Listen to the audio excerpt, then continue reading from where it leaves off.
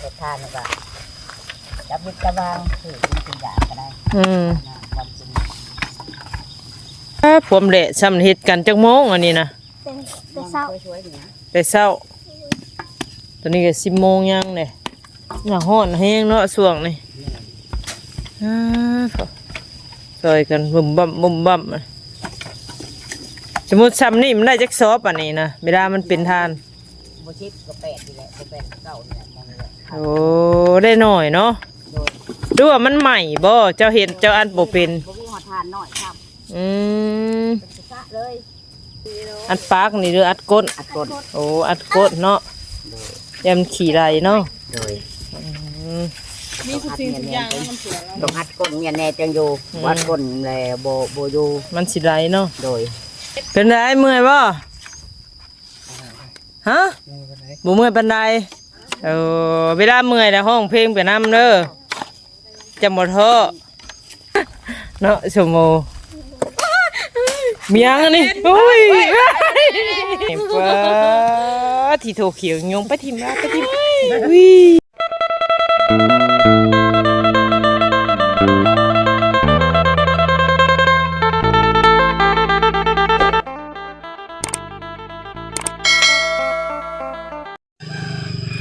สบายดีบ่มีพี่น้อง FC เด้อเนาะบ่สุขุสุคนพี่น้องเอ้ยก็ยินดีต้อนรับเข้าสู่ซอสนวนบ้านป่าคือเก่าคือเดิมพี่น้องเอ้ยพบพอกันมื้อนี้อยู่ทางบ้านน้องสมโอเนาะพี่น้องก็คือเว้าหั่นละเนาะก็หลายเนาะคอมเมนต์เพิ่นก็ทักเข้ามาหรือว่าเม้นเข้ามาเนาะพี่น้องเนาะเพิ่นก็ว่าโอ้ยทางสนวนนี่บ่มีทางไปเด้อบ่ว่าซั่นเนาะมาแต่ที่เก่าที่เดิมว่าซั่นแต่ก็บางคนก็บุรีแน่เนาะพี่น้องเนาะเพิ่นก็ว่าโอ้ยเคสหรือว่าคลิปของเจ้าหรือว่าคลิปคลิปละเนาะพี่น้องเนาะคลิปของเจ้าบ่มีเลยเนาะว่าซั่นไปแต่คลิปเก่าๆเขาประมาณนี้พี่น้องเอ้ยก็หลายคำเว้าคำว่าเนาะแต่แตกต่างกันไปคือว่าอะไรพี่น้องถ้าว่าเฮาซาเก็บเอามาใส่ใจหรือมาใส่สมองเนาะเฮาก็ไปมาหาสู่ไปหาภัยบ่ได้เลยเนาะพี่น้องเนาะอันนี้ก็ทัศนวนก็โอ้ยพี่น้องเอ้ยก็หลายและเนาะหลายเทื่อที่เพิ่นคอมเมนต์เข้ามาแต่ทัศนวนตอบเลยผ่านเนาะพี่น้องเนาะก็ถ้าว่าผู้ใดเนาะ FC ผู้ใดติดตามทางสนวนมาตลอดอาสิฮู้เนาะคกปลายสาเหตุว่าทางสนวนเป็นจังไดมาจังไดเนาะพี่น้องเนาะก็อธิบายหลายเทื่อหลายครั้งแล้วพี่น้องเอ้ยก็บางทีอาจเพิ่นเวลาทางสนวนออกมาอธิบายนี่เพิ่นอาจสิบ่เห็นเนาะพี่น้องเนาะเพิ่นก็กล้ามาเม่นอีกคนเก่าคนเดิมบ่หรือว่าคนใหม่นี่ก็บ่ฮู้เนาะพี่น้องเนาะก็คือว่าหั่นล่ะคนเฮาเนาะพี่น้องเฮ็ดแนวใดก็คือว่าน่ะก็นี่นั่นหั่นละเนาะหลายความคิดแตกต่างกันไปบางทีทางสนวนไปทางใหม่ก็ทาง FC เพิ่นก็บ่มักบ่เบิ่งเนาะพี่น้องว่าง่ายๆซะเนาะก็มาจุดเก่าจุดเริ่มหั่นละก็มีแต่100 200เนาะแบบว่าบ่มักเคสใหม่หั่นละเนาะก็มาเคสเก่าๆละทางสนวนก็สิไปใหม่เนาะพี่น้องไกลขอบเขตก็สามารถไปได้เนาะคือทางสนวนว่าน่ะเฮากับรถน้อยเนาะบ่แม่นรถใหญ่บ่สามารถไปไกลได้เดินทางไกลได้ไปได้แต่เขตใกล้บริเวณที่เฮาคุ้นเคยฮู้จักเนาะโดยประมาณนี้ละพี่น้องเอ้ยจังใดก็ให้เข้าใจในเด้อ FC แต่ละคนเนาะจังใดคลิปนี้บ่มีหยังหลายเนาะถ้าสนองกะสิเข้าไปหาทางน้องสมโอและก็ย่ากำลังเฮ็ดเวียกเฮ็ดงานอยู่พุ่นละพี่น้องเอ้ยโดยพี่น้องเนาะเปิดภาพมาพี่ละบ้านเนาะสมโอพี่น้องเอ้ยมาเจาะเพิ่นอีกแล้วมื้อนี้เนาะทางนี้ก็เลยมาเวะพี่น้องเอ้ยเงียบสงัดเนาะไปเซเบิร์ดเด้นี่เนาะ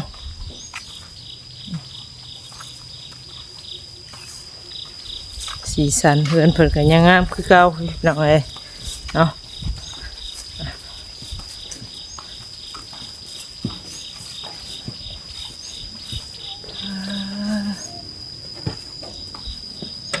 โอ้พากันเฮ็ดหยังเนาะ จุดไม่ล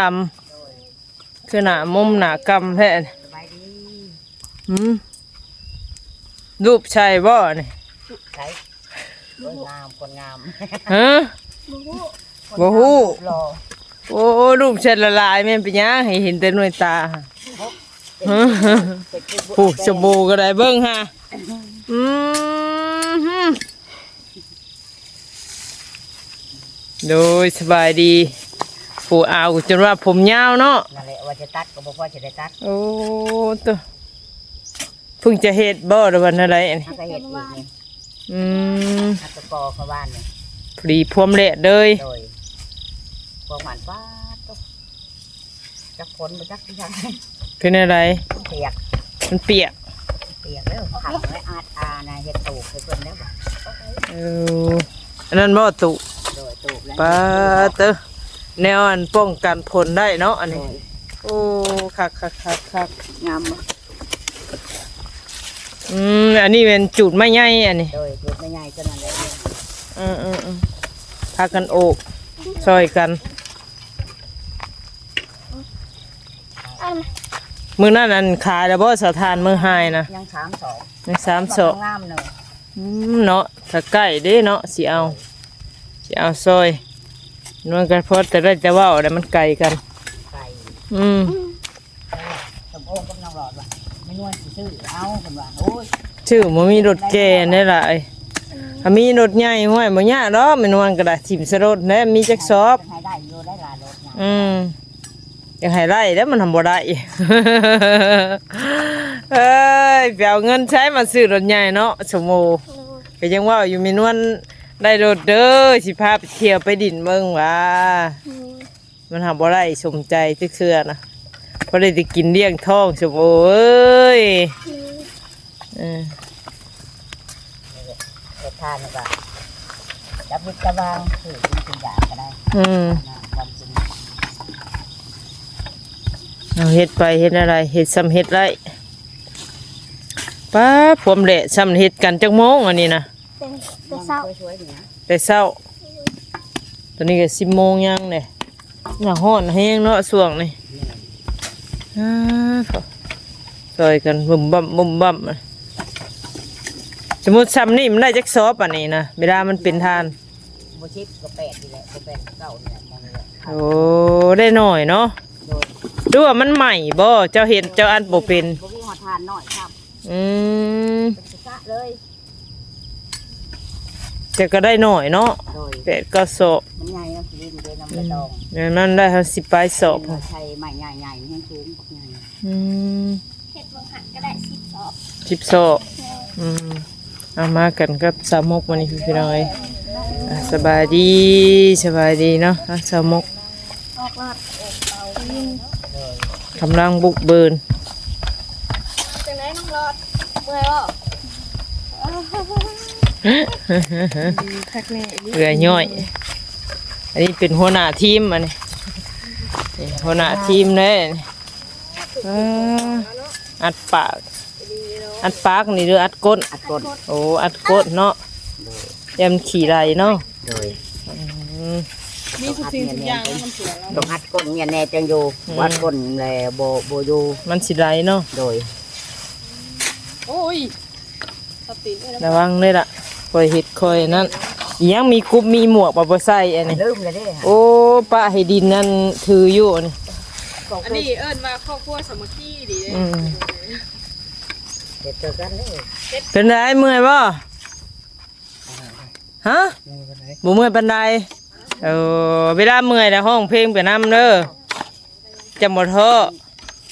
บ่เมื่อยปานไรวะอ้าวหันไผลูกเด้อหาคือเฮ็ดแบบนั้นอ่ะนะ อันตูดเด้ อ้าวได้เฮ็ดได้บัดนี้ แล้วก็ป้ามันใหม่เลยแล้วไป อ้าว ไปนั่นกับผม สั่นบ่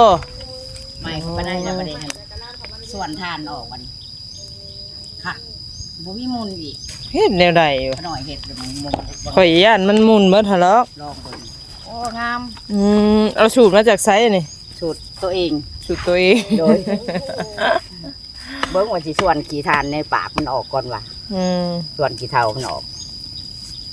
ป้าเป็นแทงอยู่ เฮ เขาละว่าเขาจุอันติดแล้วก็ว่าปะบัดนี้ เดี๋ยวทมเดี๋ยวอัดอีกแล้วบัดนี้มันใหม่เลยฮะขวัดออกบัด เพราะถมเลยมั้งอะนะ อะไร เพราะถมเลยบ่ อากระจูดใหม่แดงจะคืนไปแล้วบัดนี้จังจูดจังปิดอันนี้ใหม่ได้แล้วก็จิจูดง่ายอยู่ น้องจะโบมาพอนี่จะเป็นชาน้อยล่ะ เป็นเช้าแล้วบัดมาบัดหนาจักเลนน้ำพัวหรอกจัก โอ้ตาย สิเรียนไว้เรียนว่าเถอะเนาะ ป้าหญ้าเอวคดอยู่นี่แล้วบัดนี้ เร็วเลยเนาะ บ่ให้แล่นผัวได้เนาะให้ผัวแล่นมาพี่แล้วอ่ะ นี่บอกแม่ เลี้ บ ย อง ก ยาแล้วอ่ะ ค่อยๆกินละจน ออก โอ้ดินกะโคตรน้ำมาบ่นะ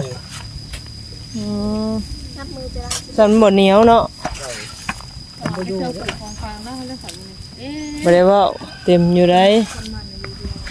ไปอีโตะไปอีตู อีนะเขาก็ยันปลูกเบิดด้วยนะ ไปอีตูก็เป็นหลอกมาแล้วเนาะโอ้เก่งเสเฮ็ดถ้าไปขายบ่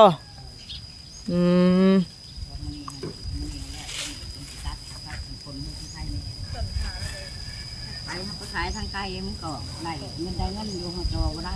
ถ้าว่าบ่ได้แล้วแก้ขาหลอด หาบโลเอาบ่ได้บ่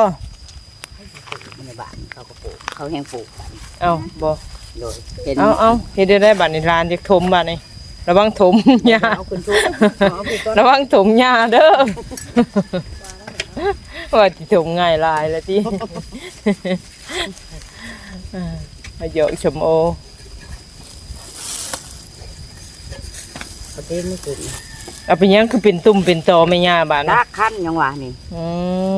ติดเชื้อโรคแล้วเจ้านี่ จังหวะอยู่ โมเมนต์ไปหานุ่มๆบ่นี่ ย่านอยู่ โอ้เฮ็ดไปตัวทีบแล้วเจ้านี่อย่าเด้อเนาะ อัน สม จะ โอ เป็นพดไหน อืม เป็นพดหรือบัดนี้หัน น่า หย ก ก ดใหม่พญาเลย หยกละขั้น ถ้ายังสะนี่ ถ้ายังโบสื่อในหานขายยานวอริงบริษัท เวลาแพ้บ่ นั่นแหละมันแบบคือเป็นพดนั่นน่ะ บ่ได้คันติบัดนี้ ขั้นเลยบัดนี้ เอายังคันคือเก่า คันแห้งไรก็เก่าแล้วก็ห่วยอยากเปื่อยแล้วคันเฮาเก่าตั้งเก่า เป็นน้ำเลือด ๆเมนอยู่ก็หน่อยก็ว่าอยู่ ชักยาแปลงเลือด ก็น้องก็คิดว่าเป็นน้ำเลือดจากของเป็นตามเสร็จเด็ก โอ้แปลงคนเนาะ เป็นกินยาอย่างแป้งเลือดแกงยาจะเกลือดิ อีได้เอาจบๆเน้มๆอยู่ เนาะสมโอมียังอันนี่โอ้ย เนี่ยพวกมันอาจารย์มือไม่มุกด้วยจะได้กระดาษเสียวหนึ่งเลย เอามาใกล้ได้ ไปถิ่มละไปถิ่มติ๊กคักแท้นะ ไอ้พด เกี่ยวยุ่งเบิ่งหางด้วยตัวใหญ่แท้นะเบิ่งหา จักอันนั้นกอดแอวขน่อยมือ มันเหนียวแท้ๆได้นี่ป้าที่โถเขียวยุงไปถิ่มละไปถิ่มวิย่านเด้ ตาหัวใจเกือบว่า ตาลักแท้เนาะสมุกก็ได้ ขน่อยกันตัดใหม่สิลูกเช่าเนี่ยก็ กินบะหมี่ถือกัน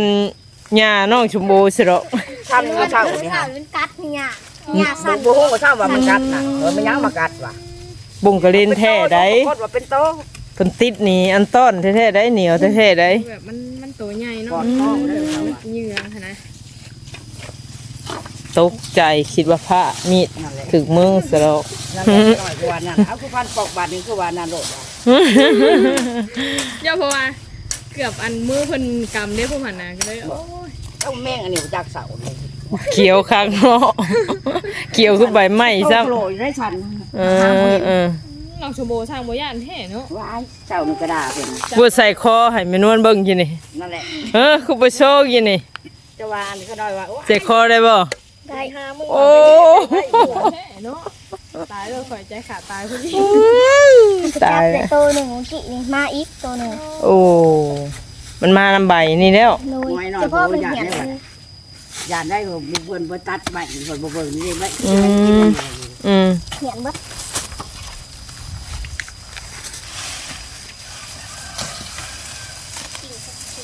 แล้วท่านก่อนบ่เผานั่นก็ได้ก็ได้ดอก ไม่ได้สิไหม้เบิดฮะ บ่ใหม่ฮะแบบว่ามันลุกทั้งปากแห้งใช่ไหมต้องมาอัดทั้งนี้ก็เปิดขางเปิดเอวไป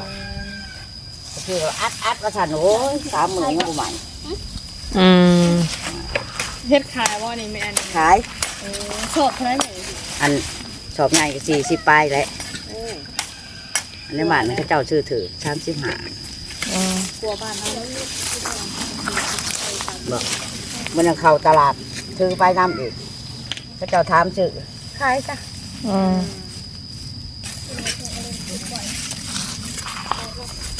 ออกไปคิด เมื่อยว่าเด็ก เมื่อ ๆเมื่อยแล้วกินนมนมนี่เมนูซื้อมาให้ ขอบใจผักแม่นี่เหรออันไหนเนาะ เพื่อมันสอดถ้าปากมองให้จูน เฮ็ดได้บ้านทางไหนบ้าน จนทางไป ฮะโจมทางพุ่น นู่น ปิดทางพุ่นก็บ่ว่าได้โจมทางพุ่น เด็กไก่เนี่ยวันนี้ เอ้าเขาก็ยานถือมือเนาะ โอ้ยยังอยากถึงมือกูเจ้าดิกระดาลูกอีหามเอ้ยอย่าไปถิ่มจูดไผ่วะผมมาเห็นอีกตัวเจ้าแม่นี่จักว่ะ ยะเนาะ นั่นแหละบ่เห็นเลยสั่นเลยเฮ้ยคู่เป็นโต พี่เฒ่าก็ย่านบ่ไปเฒ่า จัดแล้วเหงื่อง ย่านว่าคือน้องสมมุติจับนาน เป็นโตปิ้งยังอย่างแล้ว ปิงโอ้ยยังบ่ได้เลยละปิง ตัวปิ้งแห้งอันแห้งยังค่ะ ยังเหนียวคักเด้ หาย ติดบ่ได้เว้า จะไปอันทางน้องเต่าเรียบพอถ้าลองพาประธานเอาใหม่กับเมียเราไปเห็นยาส่งควายปอ อีหยังไหมเนาะโอ้บ่ได้กินหยังน้ำบ้านน้ำเมืองเราข่อย ไหว ถ้ามาโตบ่ใหญ่ก็บ่ได้ย่านปานใดนะคันโตใหญ่มันอีหยัง ตาขาวโลอยู่บ่ จะถูก้อนจะข้าวจนบุข้าวส้มแห้งก็ได้ปะก้อนก็ได้ โอ้บ่ได้เอาหมดมา ทั้งร้อนทั้งแดด เดี๋ยวเอาอันนมหา เปิดเวทีได้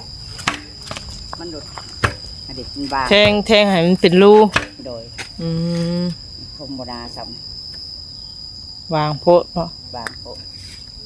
โอ้เฮ็ดบ่แล้วก็อันนั้นได้นี่ มันติดได้เฮาว่านี่ อะไรไข่นะติด ติดอะไรคือบ่ปิดทางนี้ทางก้นมันนี่ มันแห้งก่อน โอ้ป้าให้มันใหม่ก่อน มันเป็นไม้นี่ไม้ดอกเฮาว่ามันคือสินั่นแท้คือสิใหม่ไว้แท้ เดี๋ยวก็ใหม่อันนี้เนี่ยต้มใหม่เนี่ยใส่ อืม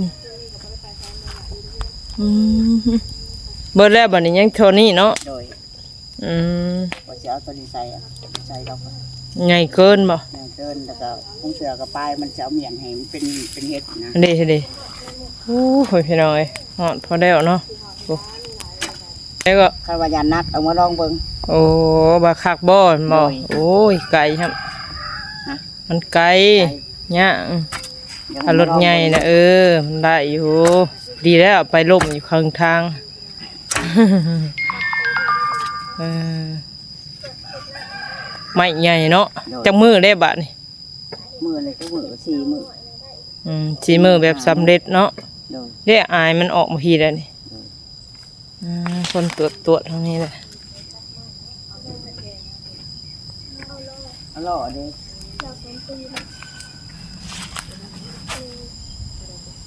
เป็นได้แม่พ่อเพิ่นบอกว่าถามข่าวเลย ข่าวเลย ปาตัว บุมีโทรศัพท์เด้ ซุมเจ้าได้ก็บ่ได้ไป บ่แล้วบุมีเงิน ต่างคนต่างอยู่ โดย อืม ไปจะได้ก่อนจกหาจกซิกบุมี ไม่ที่ห้ามบ่มีกินก็ไปหาลูกจะไผได้บ่ ไปจักก่อนสิได้บ่หรือบ่ โอ้ยได้บ่ได้ก็บ่จักแหล้วไปหาสมอยเด้อเนาะพ่อค่ะ อะไรก็ เอาพ่อสมโอก็สมอยเลย อะไร บ่มาหาลูกเลย เราไปเฮ็ดงานถามเงินมือได้ก็มือนั้นแล้วสิออกไปหาเพิ่นออกเพิ่นบอกลูกเพิ่น บอกตอนไหนบัดนี้ บอกจะถึงเลย ถ้ามีเงินได้มาหา โดย ถ้าบ่มีเงินน่ะอยู่ไผอยู่มัน อยู่ไปอยู่มัน อ้าวเนาะ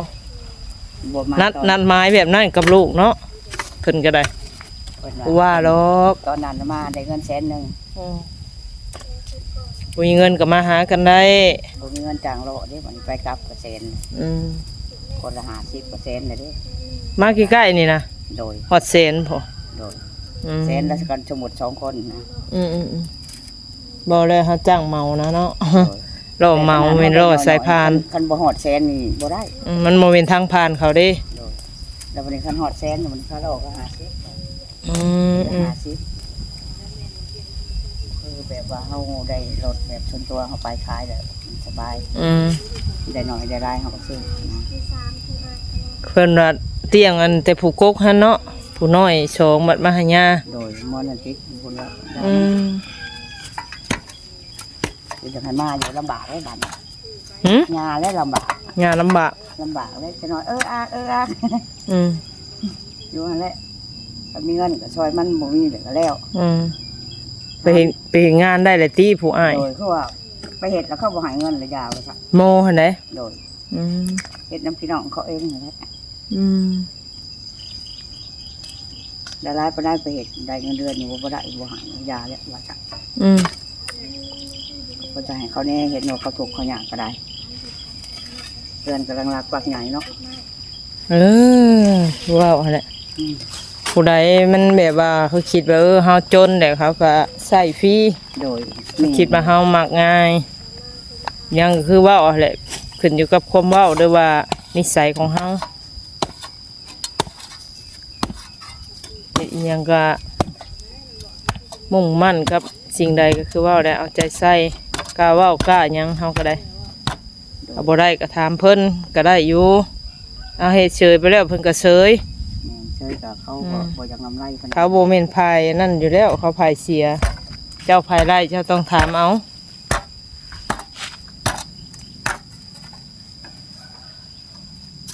โอ้เมื่อยพอแล้วเนาะเพื่อสิได้นี่ก็ได้ โดย อืม ขายได้ก็ซื้อ อืม ก็ซื้อเขาพอซื้อ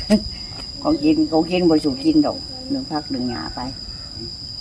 ว่าได้เงินมันก็สิซื้อหยังใส่หยังก็แล้วแต่แหล้วได้มาเลยมันบ่มีแล้วมันยะ ซื้อไข่ครัว อืม หน่อยกินบัด มานั่งห่มบาดเลย โดย เมื่อยบ่ เมื่อย เมื่อย กินหยังแต่ละมื้อบ างทีก็กินจำเจวบางทีก็มีเงินก็ไปซื้อไข่มาขัว อืมเมื่อยแล้วสู้ได้เลยเป็นอะไรเอ้าพากันนั่งตักเละแท้ละเขาในนี่ล่ะเนี่ยนี่ก็เนาะต้นอีหยังก็แปด แค่ แปดเด่น ต้นแปะ งามเลยเนาะ โดย อืม เสียดายแต่หมุดมันตอมหมุด หมด แดง ขึ้น โดยหมุดแดงไผ่ แดงไผ่ โดย เฮ้ยสิว่าจังไดเนาะพี่น้องเอ้ยชีวิตสิแหละ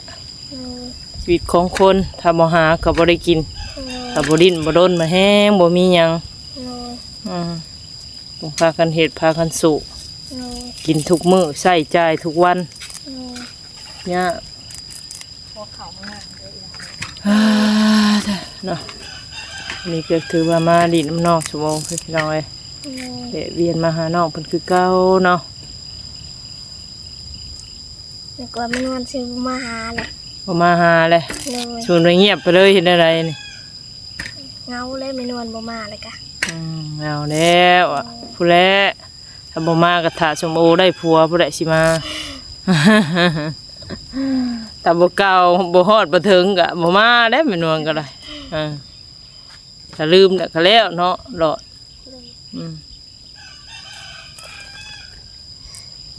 มันไก่เด้ว่าโอ้ยมันไก่แม่นวลเอ้ยมาฮอดบ่ถึงแล้วก็แล้วไปเฮ็ดอะไรซะ โดย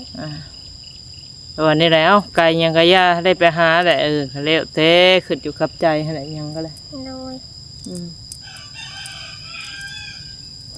เด้อเพื่อสิโอบเตาเป็นไงได้เนาะ โดยหอดแดดอีก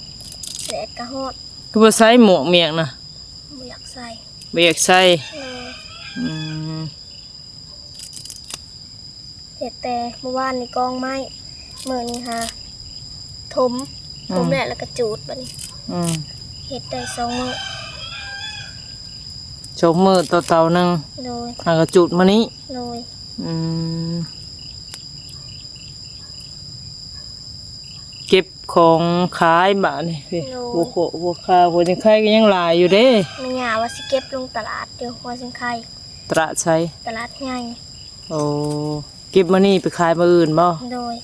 อืม เก็บผักอีตูไปขายน้ มัดเอาบ่ ำโดย อืม